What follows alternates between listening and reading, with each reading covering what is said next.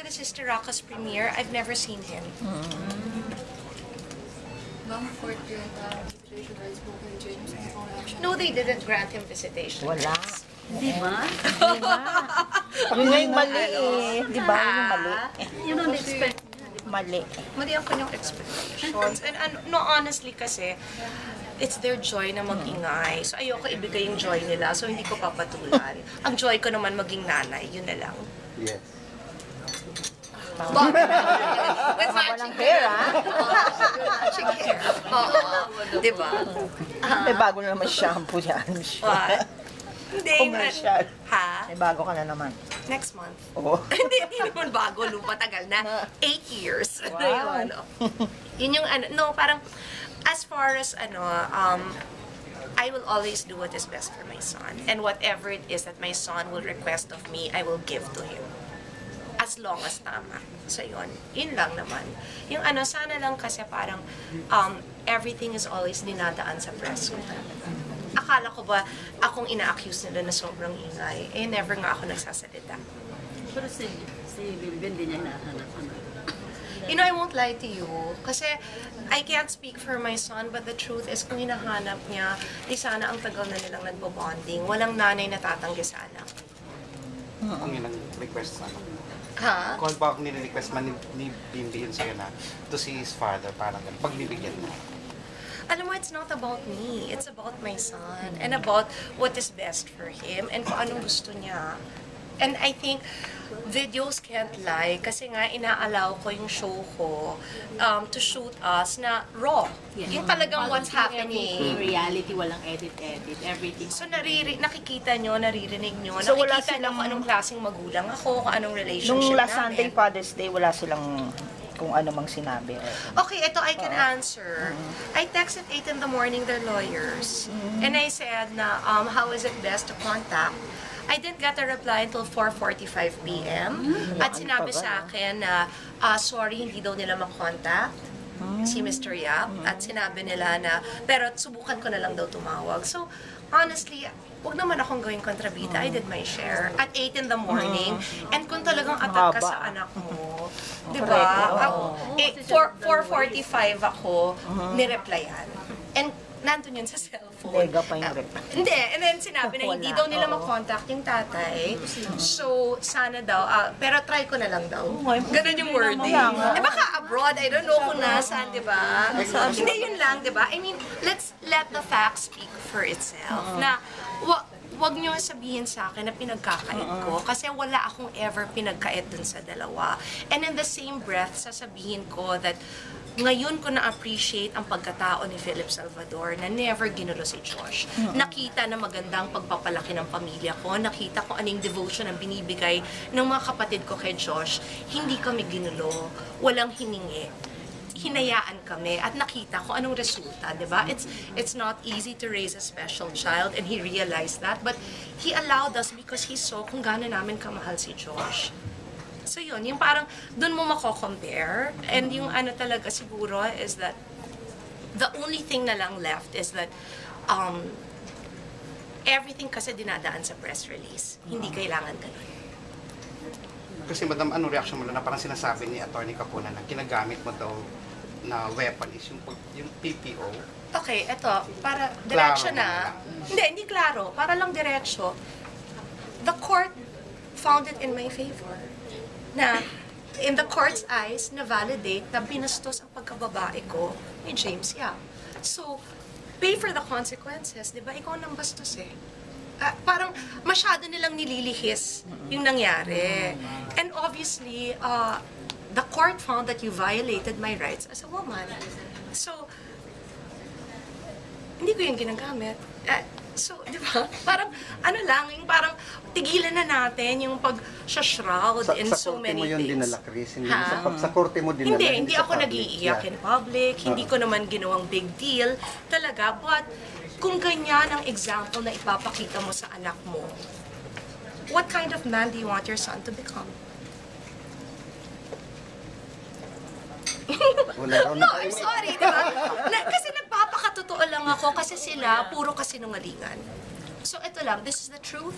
And my son knows the truth because my son witnessed everything. And yung ano, again, dadaan ito sa proper court because I told them, sabi ko, alam nyo, sa visitation, bahay namin eh.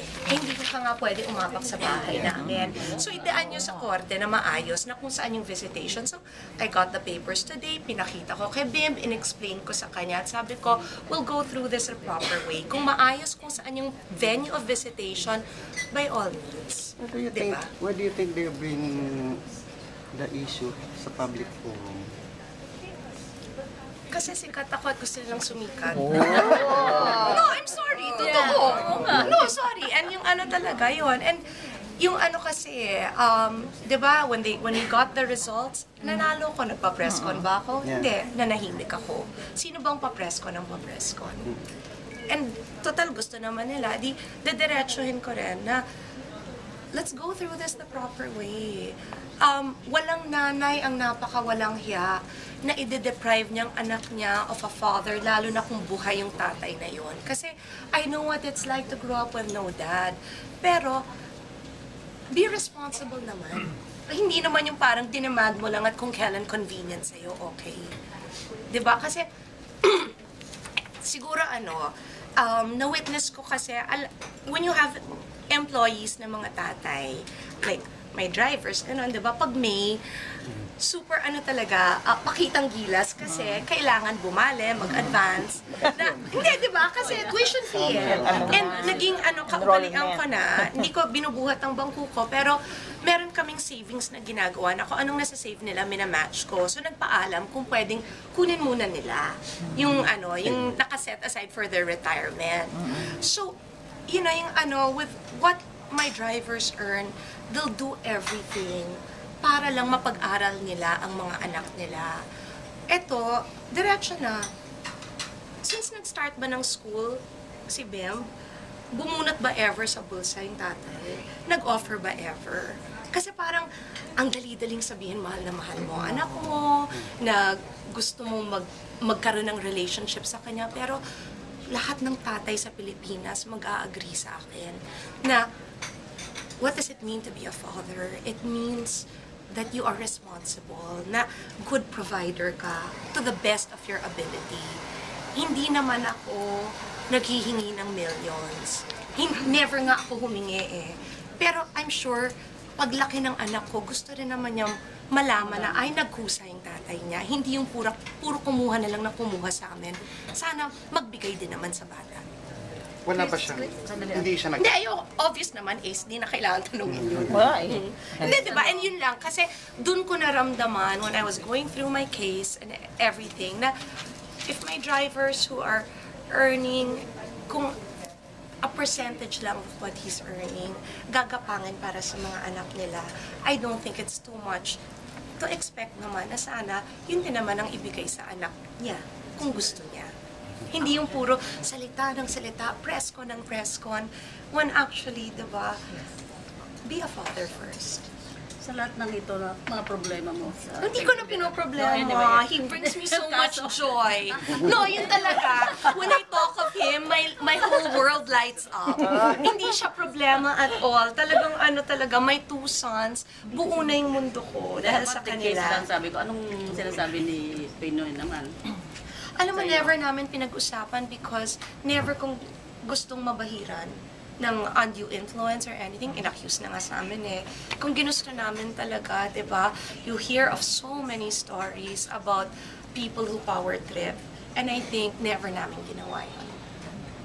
Chris, up to this day, this very minute, yung 4:45 PM na text na yun, Wala nang kasunod. wala kang natanggap from No, kasi Mr. ganito Yap yun eh. na Father's best No, friend? ito lang yung sabihin ko kasi the first time kasi nung yaya ni Bim, si Cherbel, na makapagbakasyon. Because sinabi niya, baka ho pwede, 1 week, uwi ako. So 6 years old naman na si Bim. First time niyang uuwi. Sabi ko, okay, uwi ka na, sige. Tapos kaming bahala muna. And then, I asked her, nag-communicate ba? No daw. O yung parang, I mean, let's be real.